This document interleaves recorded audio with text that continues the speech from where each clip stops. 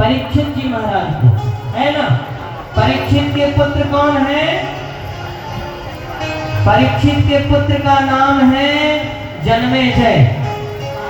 क्या नाम है? जन्मेजय। जब परीक्षित जी छोटे थे ना, तभी उन्होंने, जन्मेजय जब छोटे थे तभी परीक्षित जी ने जन्मेजय को राजा बना दिया। क्यों? क्योंकि उन्हें श्राप था। ऋषि कुमार के पुत्र के द्वारा उन्हें श्राप मिला था कि आज के 7वें दिन तुम्हारी मृत्यु हो जाए।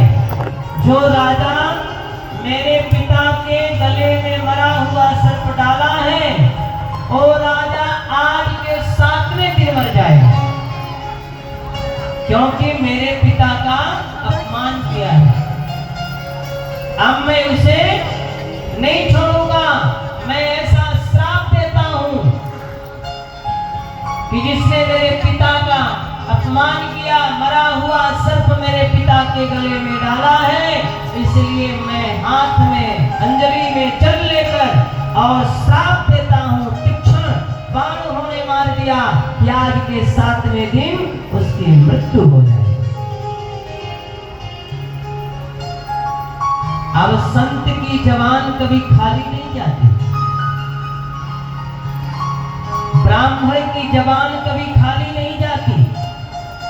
ब्राह्मण यदि श्राप दे देगा तो लगना ही लगना। ऋषि यदि श्राप दे देंगे तो उसको कोई टाल नहीं सकता। ब्रह्मा की भी लेखनी नहीं टाल सकती, होना ही होना। देखा श्रीमद् भागवत महापुराण में 7वें दिन परीक्षित को डसने आया था सर्प, और सर्प के ही द्वारा परीक्षित की मृत्यु हुई थी। उसके बाद परीक्षित को सीधा मोक्ष हो गया था भागवत के माध्यम से। आज उन्हीं के पुत्र हैं जन्मेजय। जन्मेजय को क्रोध आया तो उन्होंने यज्ञ प्रारंभ की, और उस यज्ञ में सभी सर्पों को पकड़ पकड़ करके और यज्ञ में डाल डालकर यज्ञ हवन करते थे। कौन कहते थे? जन्मेजय। फिर जब जन्मेजय इस प्रकार से कर रहे थे तो आस्तिक मुनि, कौन मुनि थे? आस्तिक मुनि। आस्तिक मुनि, आस्तिक मुनि ने जा करके समझाया और अपने मंत्र के द्वारा रोका कि सभी सर्प मर जाएंगे, ऐसे में बड़ी जीव हत्या कर रहे हैं जन्मेजय जी। तो आस्तिक मुनि ने जब रोका तो आकाशवाणी हुई कि अब यहाँ जितने भी सर्प हैं, क्योंकि तक्षक सर्प ने डसा था परीक्षित जी महाराज को, तो उन्होंने कहा था कि अगर नाग पंचमी के दिन व्यक्ति जब पूजा मेरी नहीं करेगा तो सुख शांति नहीं मिलेगी। इसीलिए नाग पंचमी के दिन पूजा होता है। किसका? नाग देवताओं का। ये नाग देवता है। नागों की माता कौन है मालूम है? सुरसा जी। सुंदरकांड में जब जा रहे थे हनुमान जी लंका में, तो कौन मिली थी? सुरसा। तो ये सुरसा जी कौन है? नागों की माता है। तो इन्होंने कहा था कि हनुमान, अब तुम इस रास्ते से नहीं जा सकते, मैं तुम्हारा भक्षण करूंगी। तो हनुमान जी ने कहा, माता मैं प्रभु के कार्य के लिए जा रहा हूँ, मुझे जाने दो, भगवान का कार्य करके वापस आऊंगा तो मेरा भक्षण करो।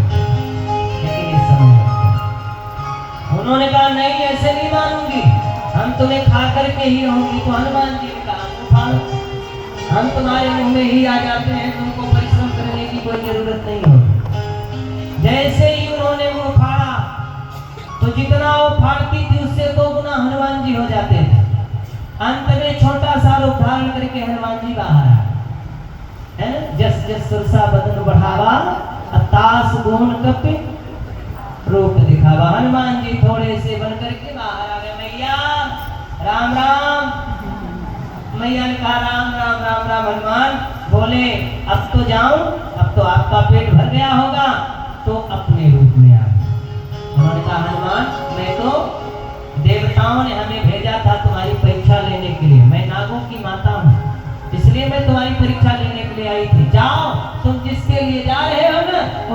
करके आओगे मेरा आशीर्वाद है। जाओ पुत्र।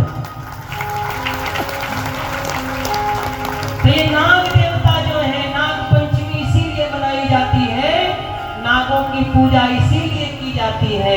नागों की हमेशा पूजन नाग पंचमी के दिन होती है, दूध से होती है। दूध चढ़ाते हैं आप लोग के लिए, हाँ दूध से चढ़ाना चाहिए, नहीं तो नाग देवता नाराज हो जाते हैं। और जब नाग देवता नाराज होते हैं तो बताओ नाग के अंदर किसी भी सोता है, इसलिए नाग देवताओं की पूजन करनी चाहिए।